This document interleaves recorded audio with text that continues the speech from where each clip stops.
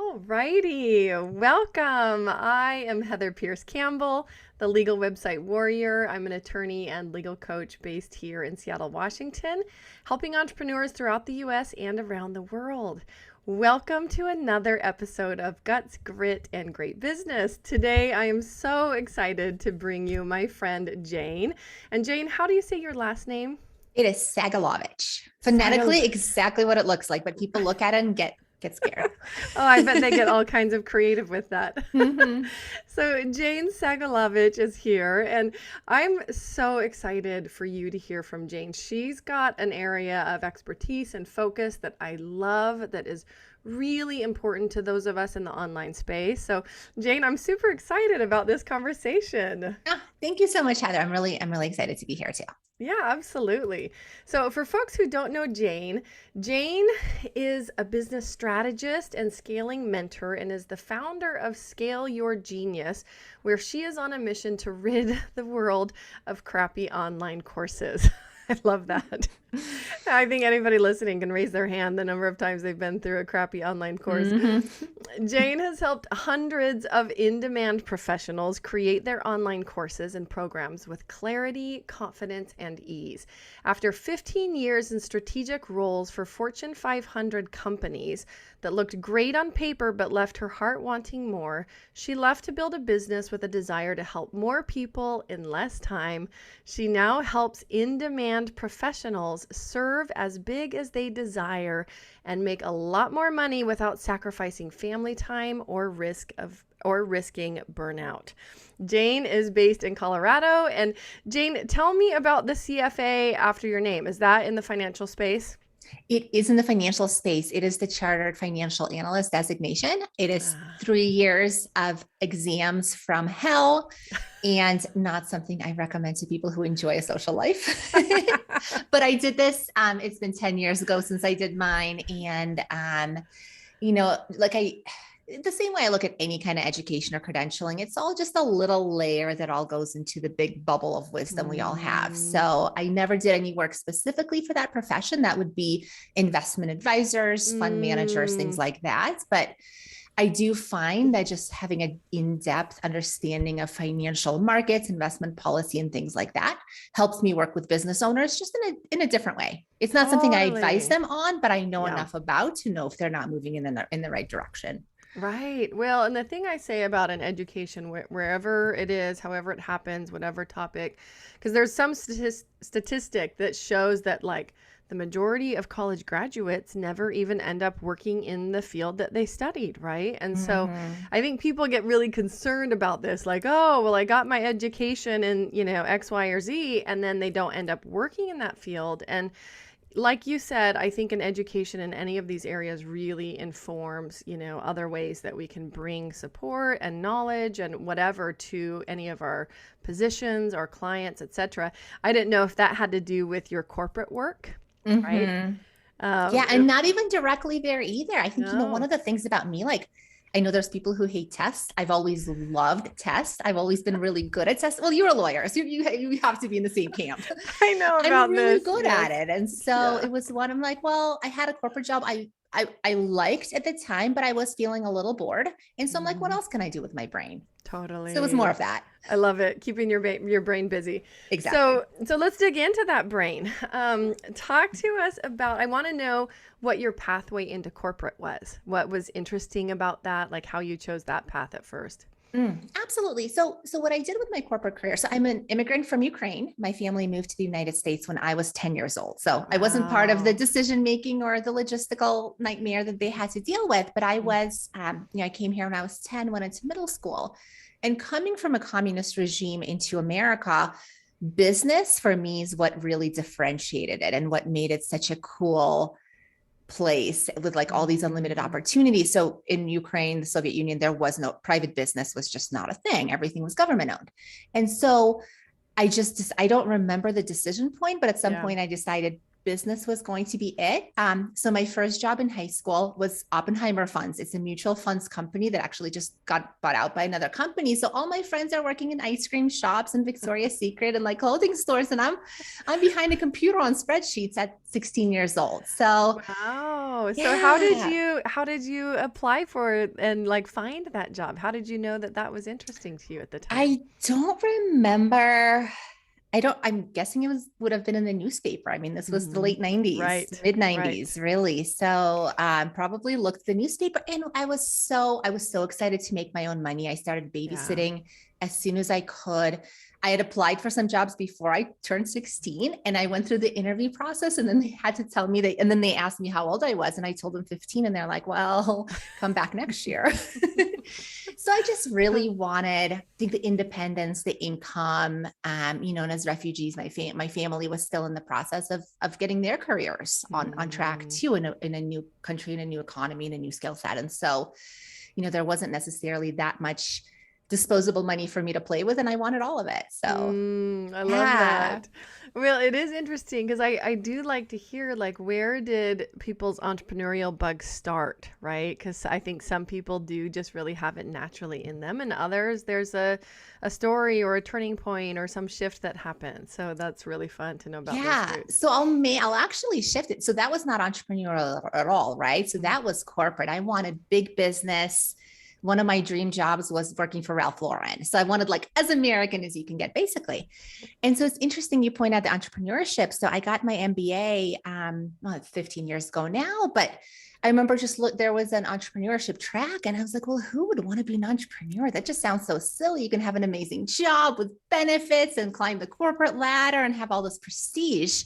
Why would somebody want to be an entrepreneur? So it was Mm. definitely something that I didn't get until I got, and then it was a light switch flipped. And that was literally overnight the end of my corporate career. And that was only Wow. 8 years ago. So Yes. 20 years into my total career. No, that's amazing. Well, and the part that I was thinking was fairly entrepreneurial was you going out and getting a job, online in the 90s, right? Working for Oppenheimer as a teenager.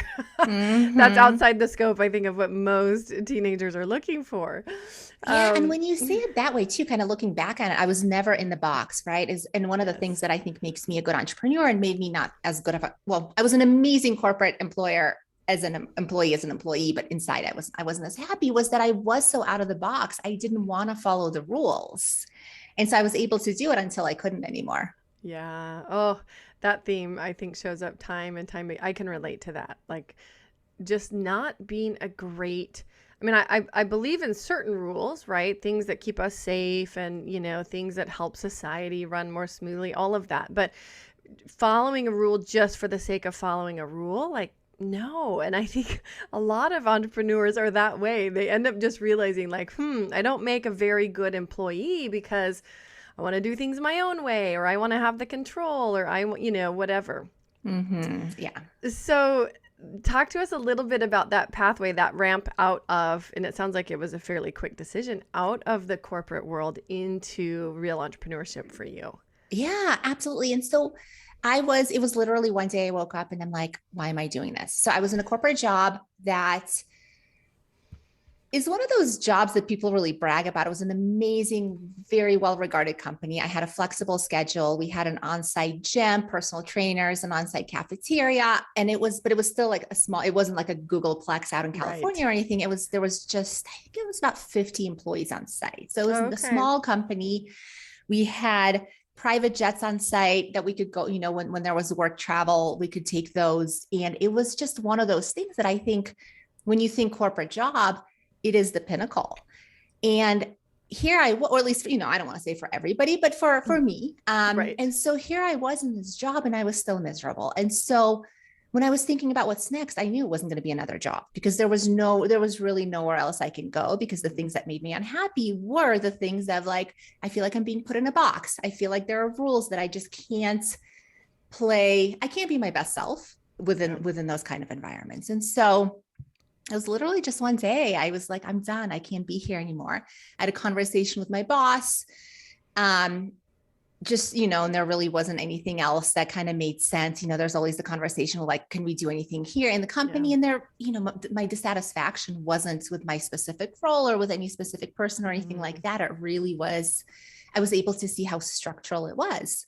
And so I left. A friend of mine who was a career consultant was starting another consulting firm at that time. And I'm like, well, why don't I just come hang out with let me just come do this with you.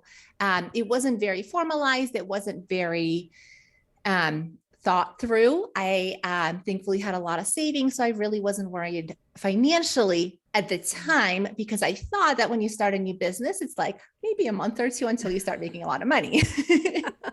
So that was a silly assumption that, proved out to be very, very false in hindsight. But the cool thing was, because I was able to do it with somebody who's done it before, I think it took a lot of my fear out of it. And it gave me some, maybe even false sense of security that this is okay. Because I'm not sure how much longer it would have taken me to say that I can be an entrepreneur on my own. Yeah. Yeah. Well, and you had something else, it sounds like, to step into, right? Which I think can be helpful for a lot of people when they're making a switch. It's really hard to cross a bridge when you don't know where the bridge is going. Exactly. Yeah. Right. And so what then got me to today. So we had that business for about 4 years. That business imploded one day on a personal level. And that was the first time that I was without a bridge. So I was truly, I'm going to use the phrase out on the street. I wasn't, physically out on the street, Right. but mentally, career-wise, that was the first time in my entire career that I just felt completely lost and unsure and had absolutely no idea what to do. I went from corporate to a partnership to now just like, okay, can't go back to corporate. I know it's safe, but I remember. So I wanted to replace my partner. That was my first thought, was like, okay, the partner, it ended for whatever reason, but I enjoyed being part of a partnership. We did really brilliant work together. I just need a new partner. Yeah. But I had so many, just the way that partnership ended, I had almost like PTSD around it, that I wasn't like, there was no way I was going to trust another person to be such an important role of my business, of my future. And so I had no choice but to start my own business. And so, people talk about like, they've always known they're going to be their own boss. They're going to be an entrepreneur. Like, I just feel like I was kind of shoved into it. And thank God I did, because what I'm doing today just feels so right. But it took so many funky events to get here. And I think the road, I would have not predicted this even 6 years ago. Right. Well, and so often that's the case. We look backwards and it's like, oh, we see what it took to get where we are, but we couldn't have projected that path. Talk to us, and we don't have to belabor the point, but I am curious about this business breakup, only because it's a really common thing, right? Yeah. And I think it's important to talk about, what we have to learn through scenarios like that, how we might do things differently, and even like you say, like, see the benefit in like, oh, well, that's what it took to get me maybe to do my own thing, right? So sometimes, and I tell people this when we're talking about, for example, really difficult client scenarios. Sometimes that is just what it takes for us to learn what our business boundaries are, what our business policies are going to be, like new systems that are really going to serve us and our teams and our clients, right? And sometimes we don't learn those lessons or create those things without having to go through some of those circumstances. Absolutely. I'll start with the funniest part of our business journey with my partner and I. So it was a few months into it. And like I mentioned, I thought it was going to be a month or two to make money, and we were not getting clients. So we really thought the other person was doing the sales the entire time. We would meet, we would talk about stuff. We took notes. Nobody was doing the sales.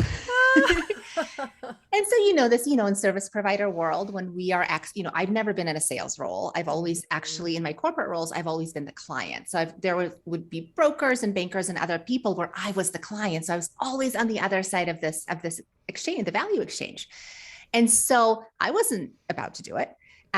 He had sales. He and his prior businesses had other people doing the sales. And so we never had the explicit conversation of who exactly is responsible for what. So that's really point number one, is have really, really, really clear understanding of who is doing what and what their key responsibilities are.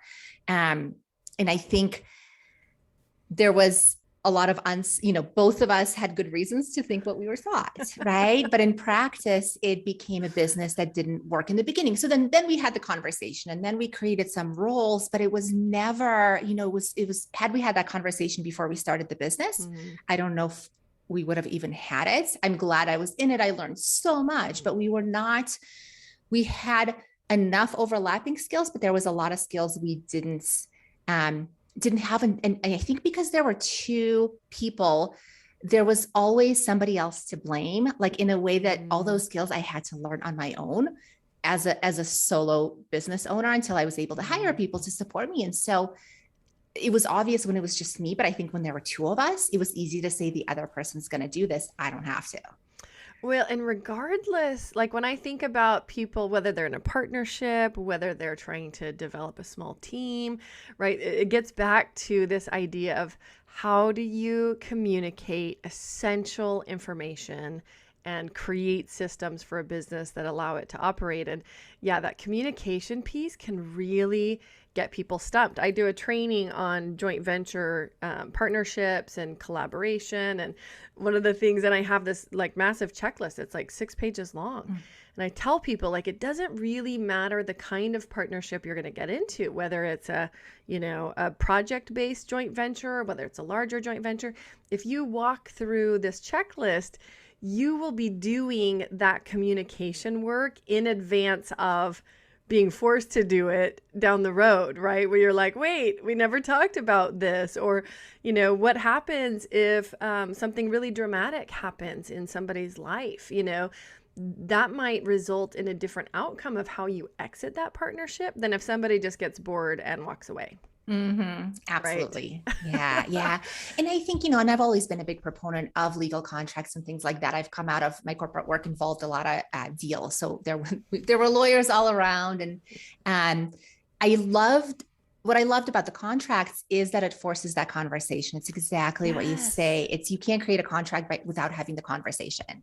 Totally. When you sit down to put basically clarity down on paper, you have to have the conversation in order to get clear. And so that's exactly the role of a good contract, is just to solidify what has already been discussed.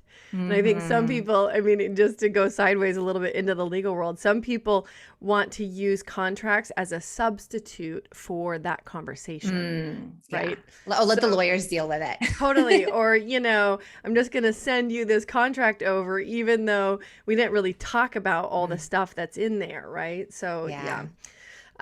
So you transitioned out of that scenario into your own work. I'm curious, because now you deal, I think, largely with professionals, right? Helping them get innovative, get creative with an online business, create courses, programs. Talk to me a little bit about that time in, leaving and going on your own to then really defining your niche, creating what it is that you're up to now. How long did that take? What did that process look like? It's still ongoing. Right. It's a forever process. So when our partnership imploded, it was February 26th, because those are dates you never forget. Right. And I had, in March of that year, I happened to have this amazing entrepreneur retreat in Palm Springs already on my calendar. And so I kind of just survived until that point. Like, I don't, saving, like I'll be okay financially for a little while, but it was really, I said it again, I'm going to say it again, because it was such a huge point for me. It truly was. For the first time in my career, I felt completely and totally lost. Like, I really had zero vision for what I wanted to do. And so in our last year of the business I had with my partner, we were creating a program. So we had a group consulting model that was kind of his brainchild. And given how many online courses I took as a client, for my own development, we were melding our ideas together into a really powerful online program. So I was playing in that online space, but I didn't think that I could do it. It was still kind of me. It was like, I was part of the idea person, but I was still in my mind, I was still helping somebody else do it. So I came to this entrepreneur retreat and I started talking, I was talking to the people and like, here's what I was doing before. Do you know anybody that would be a really good replacement partner? Because I was still in that space. And every single person's like, you could do this on your own. Like you can and need to do it on your own. You have you actually do have a vision. You just don't see it. And Mm. so step one, I think, is to allow the process, but also to talk to people and see what they see in you that you're not able to see in yourself. I did not see myself as an entrepreneur at all. And it took multiple other people telling me that I can be one for that to become even a glimmer of possibility for me. Well, we're so, it just reminds me, there's a conversation that I had with somebody else on the podcast, and he talked about how we're basically, all we see is the trees, not the forest. We're too close to our material, our content, our stories, right? We don't have the perspective that other people have to give us about ourselves, about whether we like talk too much about a single topic, right? All these things that we might be a little bit myopic about. Yeah. And the bar too, like, right. I'm like, well, if I'm going to be an entrepreneur, like I'm not Elon Musk, like who am I? So then I'm not looking at the reality of what is an entrepreneur. I'm looking at the top entrepreneurs of all time and saying, well, if I'm not that, then I can't be this. Right. Yeah. Yeah. No, I think that's a really common type of thought pattern, right? And the whole imposter syndrome and who am I to be doing this and who am I to try to launch this into the world, right? And sometimes we just have to get over ourselves, but the pathway there might be talking to other people about it. Yeah, exactly. So then I was going down the process. Who do I want to serve? What is the exact offering? And the first idea for an ideal client that came to me is like the spiritual entrepreneurs, the people with these beautiful gifts, and they're like energy workers and all these other people. And it sounded so amazing in theory, but here's where market research comes in. I started talking to them, and we spoke such different languages that we were just never getting to a point where we understood each other. And I work with creatives, but there's to me, just, if you look at the I don't even know what the right spectrum is, but I'll call it the creative to structural to analytical spectrum. There is a point somewhere, I'm pretty on the analytical side. There's a point somewhere where we're just not talking to each other. Yeah. And so I was having a lot of conversations where we just were not understanding each other. And so I realized that, so what I was thinking there is like, here's all these people with these beautiful gifts, but zero business acumen. Yeah. I can help them because I have all the business acumen. Right. And so the thesis wasn't wrong. I just needed to move up the logical line a little bit to the people that maybe, their level of business acumen varies, but have some degrees. They've done kind of some of the critical thinking work. They understand generally what business is all about, where it was just a little bit closer. And then we can get on the same page about what we want the outcome to be and what the journey to that outcome would look like and take. Well, it's interesting because that topic around even having a balanced perspective, what I have found is that people have to know, in order to build any kind of successful business, you have to know what's missing. You have to know what skills you don't bring to the table. You have to know what your business requires. You have to know, you have to be able to look at the bigger picture and say, oh, I need to fill these other gaps, right? Yeah. And if people don't even have that perspective, they don't know they have a problem. I mean, and even if they are starting to understand like, oh, I don't have, structure or support or a sales system or whatever, if they are not decisive enough, or if, there can be some other factors that play into how they approach the world that make that a challenging fit. Yeah. And I've seen some business coaches out there who do very well working with that specific client avatar, who I just like, and I see what they say. I'm like, whoa, I would have that's just not the way my brain works. Totally. So yeah, I think just being clear on who I'm just not the best fit for was a big, big important part of that process. So you decided, okay, not that group. How did you then move along to find the professionals? Yeah, then I went to, my thought process was, so I help people create online courses, which basically means I help them have an efficient way of getting their work out there to as many people as possible. So I was thinking like, who gets their work out to people in an inefficient manner? And so then I just started talking to my network. I did a beta group, and my group involved, I think we had a dietitian, We had a lot of like a lot of people in the coaching space. I had one therapist in there. I had a photographer in there. And so just various, really a variety of topics of all kinds of service providers who just want a better way to do their work. Yeah. And so then I got to really see, and all of those really were a great fit. And I think, they wanted to be a beta client. They wanted to work with me. They were interested in the model. And then I started narrowing it down as like, who already has a business that is successful, that they have, proven, not necessarily a delivery model that is scalable, but they have a proven model, whatever it is today. They have clients who, with testimonials, they have Right. They're done already, the thing. yes, they're already delivering services. Yeah. They're already delivering services. They're a business owner. They might have an assistant or a support team. They're not brand new to all these things. And those are the people that I saw having the most success.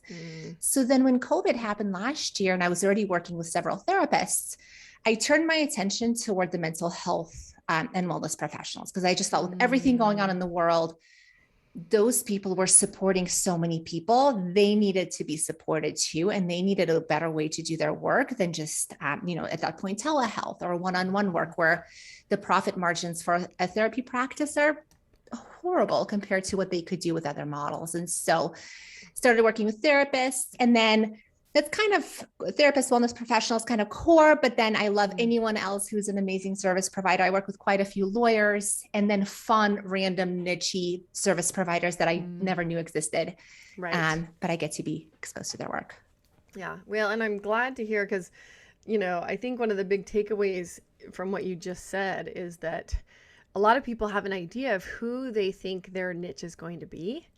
Right. And then they test it, or they go try to take something to market, and they realize like, oh, that's not it. And I think, first of all, being really flexible in that phase of business and figuring out an offering is really key. And then just testing it, taking something really, like you did, and whether you're beta testing it, whatever else, really just seeing who shows up, who can I get results for, and then going from there.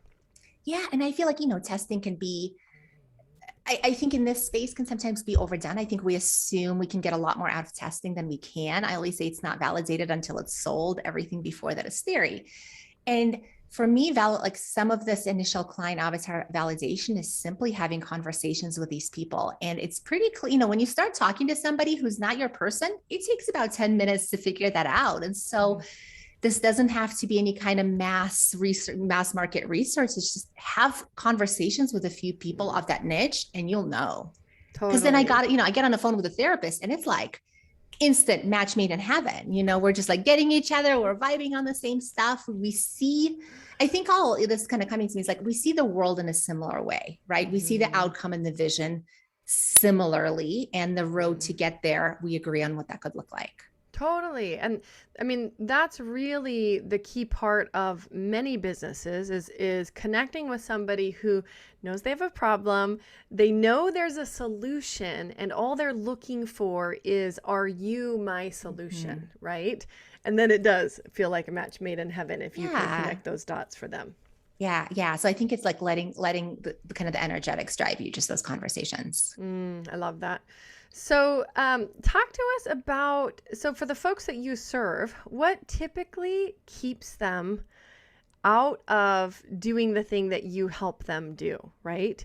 Whether it's innovate their business online, whether it's expand from, delivering services in a pretty traditional way to then, creating a course or some online way of getting their information out there. Talk to us about your experience and what, is that harder, do you think, for professionals and certain types of people to cross that bridge than others? And how do you help them do that? Yeah. I love the question of, is it harder or not? It's, the people that are going to succeed in this have to be okay with the beginner's mindset again. So people I work with are pretty advanced stages of their career. And depending on their journey in their business up until that point, many of them may have just kind of been coasting for a while, right? They have the practice that's doing well. Their marketing is dialed in. It's inefficient. Their profit margin sucks. They're working a ton of hours. And so to pivot in this way, that for some, depending online business, for some people could be a 180, for some people could just be incremental. There's no, depending where they're starting from, but it takes a decent amount of learning and trial and error and practicing and doing things you're not good at and messing a whole lot of things up. And that's a mindset that people need to be okay with to enter into taking their business to a new for them level. And the service professionals I work with, there's not professional management teams. They're going to be the ones driving the bus on this thing. I encourage them to have a support team. I encourage them to have assistants and tech people that, can be in the weeds, but they're the ones who have to do a lot of new to them things. Yes. So that's one of the things I see being really, really critical. And, I'm going to say this now, there's no right or wrong answer to run your business. You can coast for the rest of your career if that's your choice, and that is not wrong at all. But for the people who do want to make that shift, it's being able to be that newbie again, I think is so critical. Well, it's such a great point, that part about having a beginner's mind, and also how uncomfortable that can be for somebody who's really pretty far down the path, right? For most of us. And so in addition to the beginner's mind, this idea that like things might just feel awkward or hard for a while. And even the online marketing space is very different than what a lot of these traditional service providers are used to. Talk to us about your experience in actually, getting them to show up online and kind of get over that hump, because I imagine that along with that beginner's mind comes a fear of putting themselves out there in a new way. Yeah, absolutely. I see, I see two very distinct group of people. I see the ones who I feel like it's been bottled up. And as soon as they have something they can talk about so passionately about, like their newer course or program, like they're out there. Floodgates have been open. They had just enough direction from me to point to help them package all of that in a way that resonates on social media or email or whatever their choice of platform is. And they're just going for it. Then there's the ones who aren't as comfortable, who have the imposter syndrome, who have a lot of that stuff to overcome. And, it's a process, right? No one's going to, if that's the mindset you have going to bed at night, there's nothing I could say or do that's going to shift that overnight. So it really is having a really clear vision of your client on the other side of working with you. So what is that outcome for them after your program or one-on-one work or whatever it is? And just really allowing that to drive the discomfort. Like, it's okay to be uncomfortable. It's okay to post something online and be like, oh my God, was that the dumbest? Like, is everyone going to make fun of me now? And just to bring that along with the process. So there's mindset work that goes in it.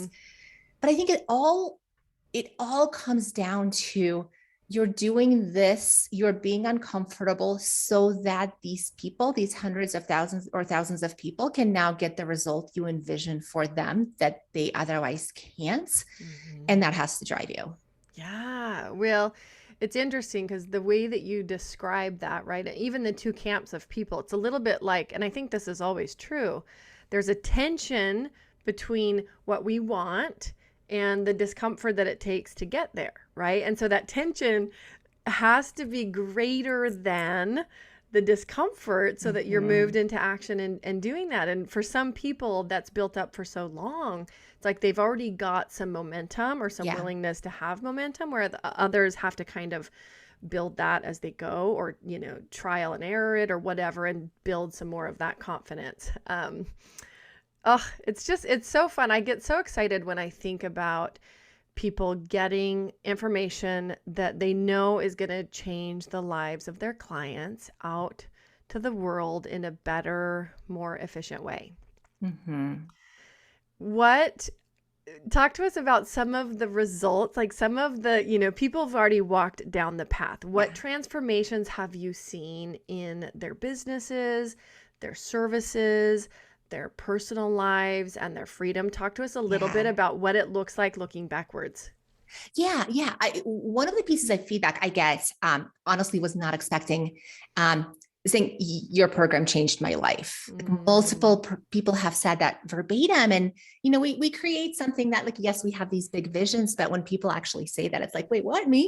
Oh, goosebumps. Doesn't it totally give you goosebumps? It is. And so what I love, the freedom, they explain it in freedom. So they take their inefficient business and they can know, everyone I've worked with, loves their inefficient business enough to not want to get rid of it. Like there's something, it's their baby. It's the thing they've grown over years and decades, but it allows them to not look at that as the only way they serve and make money. So they have this business that's maybe 30% profit margin, which this is a different discussion, which is low, very low profit margin. And they're only, seeing one person at a time, but they love the work they're doing there.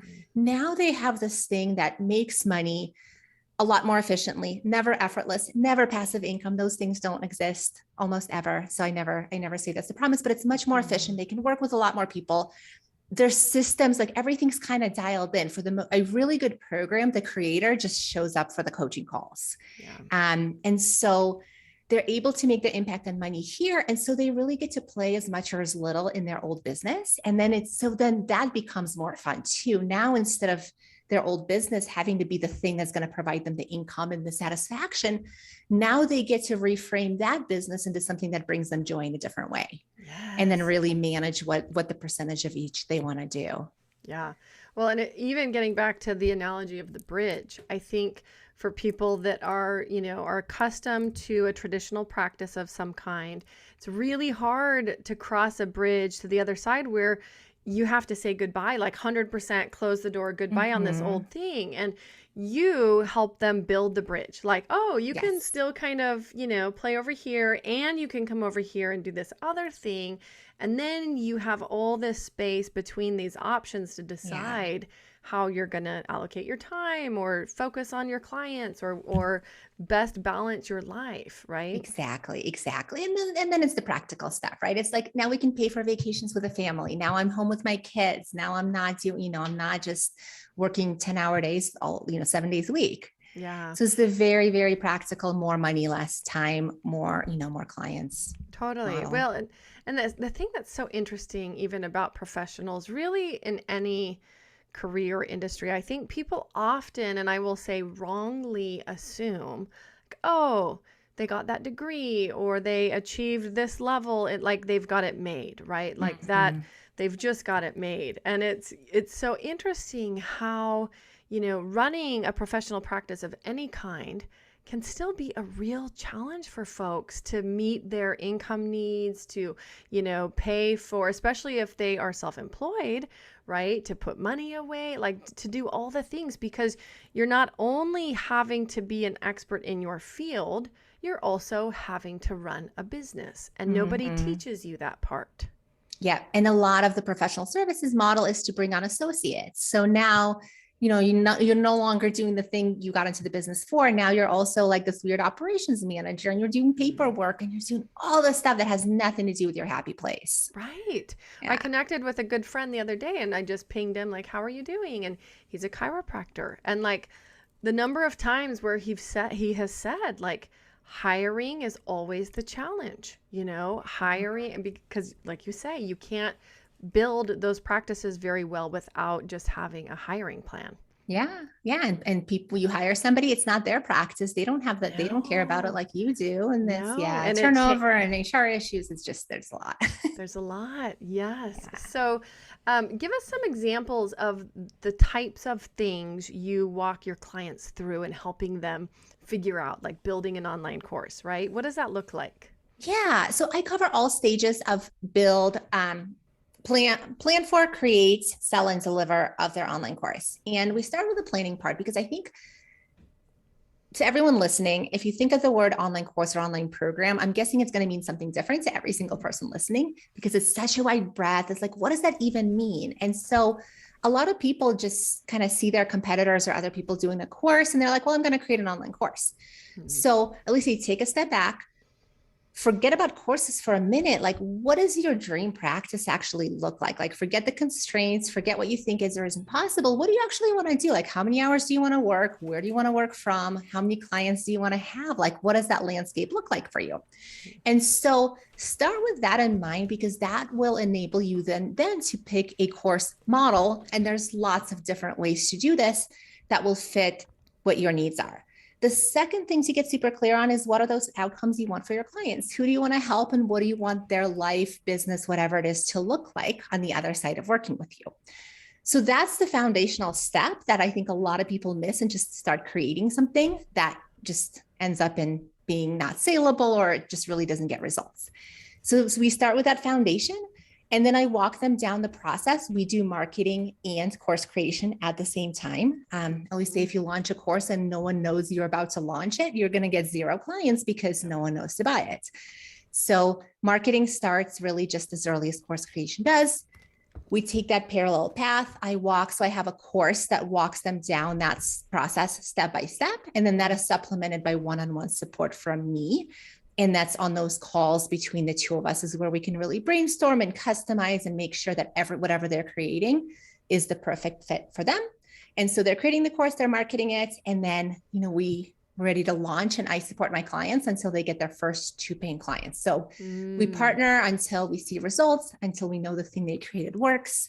There's never any guarantees in the business world, but this model is the surest way I've seen people get to results, and the result being an online course that's making a lot of money. Yeah, that's amazing. Well, even in the foundational piece of that, I would imagine somebody doing this without support, and not just somebody, lots and lots of people that attempt this without support, first of all, are doing things totally out of order. But second of all, are getting stuck around the mechanics of how you create something online, right? Yeah. There's so many sticking points along. There's like hundreds of points along the way. Anyone can spin you out of the process. Well, in technology, you just look at like technology options and what it actually takes to essentially build the logistics of an online business that does what you want it to do. I think a lot of people need help with those components. And I can imagine that one of the other mistakes, especially from the types of folks that you serve, right? Professionals, people who are quite established, is that they want to put everything into the course. That's it. Yeah. So if like a relationship therapist will want to do a relationship course, it's like, wait, what does that even mean? Or like, with lawyers, same, like there's a lot, I work with several divorce lawyers, and they're like, well, divorce, but that's such a giant topic that covers so many different use cases and scenarios and types of people that it's like, you gotta really, really, really narrow in. Yes. And like, I love your focus on defining the outcome. What is the transformation or the outcome for the client? Because when you take, the brain of a professional or somebody who's quite a ways down, established in their career, narrowing down is probably not going to be a real forte. Like they know the tools that they need when they need them. But when you're talking about looking at a blank slate, putting information down that's going to help people, I bet they want to just throw the whole book at it. And that exactly. And so that brings up the second point is like, even if their topic is narrow, that's exactly what they want to do. They want to like, oh, here's my law, before I'm going to let you do this legal thing, here's my law degree in a course. Yes. And the thing that's actually, it's both funny because we know that that's not the way to do it, but it's also really endearing because my experience with folks in this space, and I think you and I serve a lot of the same people, their hearts are huge. They are in their profession to really, really serve. And so overwhelming people with information, in a first online course could be, really stem from this beautiful place of wanting to serve and like, Absolutely. Here's all the information that will help you. And how do you help them actually do the narrowing? How do you help them figure out what stays and what goes? Yeah. Part of the process we walk through is defining the client's beginning, their destination, and then create a very specific step-by-step process. Mm-hmm. And each step has a specific outcome. So then the instruction is how little can you give them for them to be able to achieve this outcome? Mm-hmm. We say lead with action. So every step you don't want to just teach them stuff. Yeah. You want to have them do something. And so when you think of that thing you want them to do, what is the amount of information they need to have to be able to do that thing? And that's it. I'm using this in quotes for people listening. I allow people to have a toolbox in their course where they can brain dump all the stuff that they really, really, really want to put in the course. but doesn't belong there, it just kind of makes them feel a little better. I It's still love there. that. That's There might be people who want to dive deeper, and it yeah. allows them, it kind of gives everybody that peace of mind. Yes, it's like a library of additional resources if Yeah, they need it. exactly. Oh, Exactly. that's But keep the brilliant. course super, super targeted. So really what you're saying is you essentially help them reverse engineer the content based on the bare minimum that it takes to get a certain outcome or transformation. Exactly. Yeah. How do you Yeah. create content for that? How do you pick, this may be in your library of content that exists. Mm-hmm. This may be something you're going to record new. People love to start with their library of content and saying, this is going to be my course. I encourage them to forget about their library of content as much as is humanly possible while they create that journey and then see what fits where. Mm. Oh, I mean, it sounds like you've, first of all, walked quite a few people through this process. Like instructional design is challenging, I think, for most of us, right? If we don't have a lot of experience in actually creating content that's consumable, that's easy. I mean, what are the statistics on how many people actually get to the end of an online course? It's really bad, right? Yeah, the statistics are horrible. And I'm guessing that they're also not well. I love statistics. So anytime somebody, anytime there's a statistic in the coaching space, I'm like, there's no way there's data that backs this up.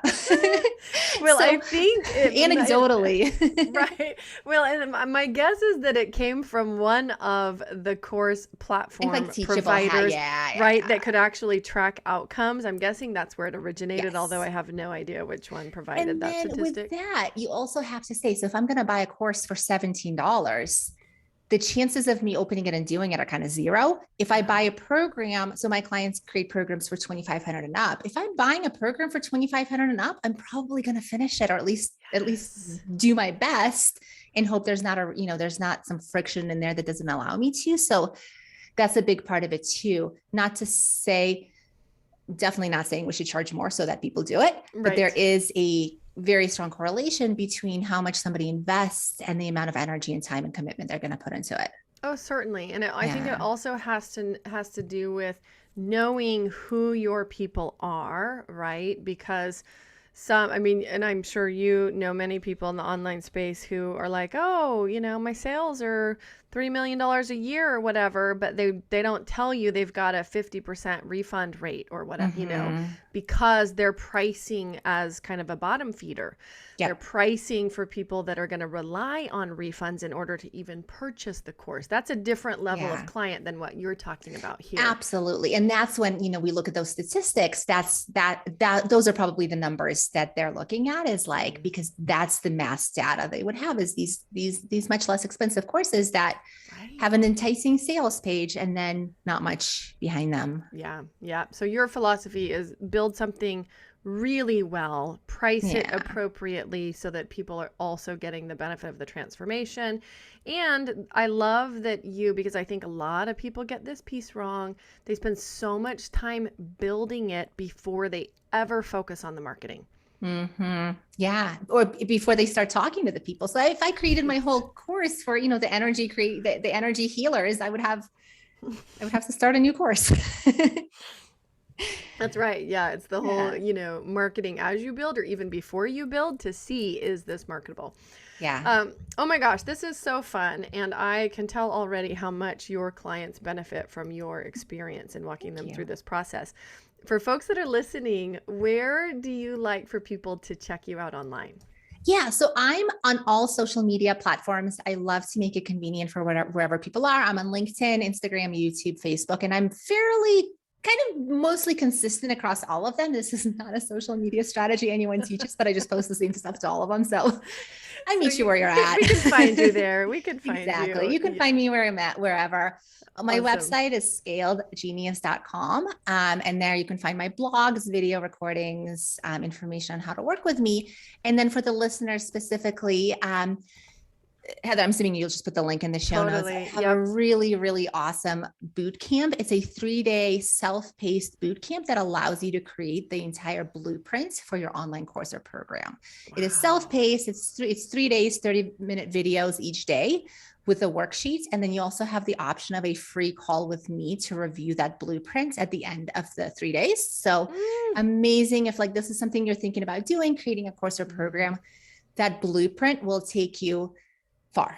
It'll That's give you a really good amazing. foundation. Yes. Oh, that sounds like a fabulous free gift. So, if you are listening and you are interested in creating an online course or checking out what would it look like to do that to help supplement your business and the work you're already doing, be sure to visit the show notes page at legalwebsitewarrior.com/podcast. Jane, it's been so fun to connect with you again. Always is. It always is. And you've got a fun trip coming up. And, hopefully, fingers crossed, the rest of the Oh, summer fingers goes. crossed. More travel. What a wild time. What final words do you have for our listeners? Either like takeaways or action steps? I think I would love for everyone who's not 100% happy with their business just to take a few minutes and like forget everything you know about what's possible or not possible and just like, what does your dream business look like?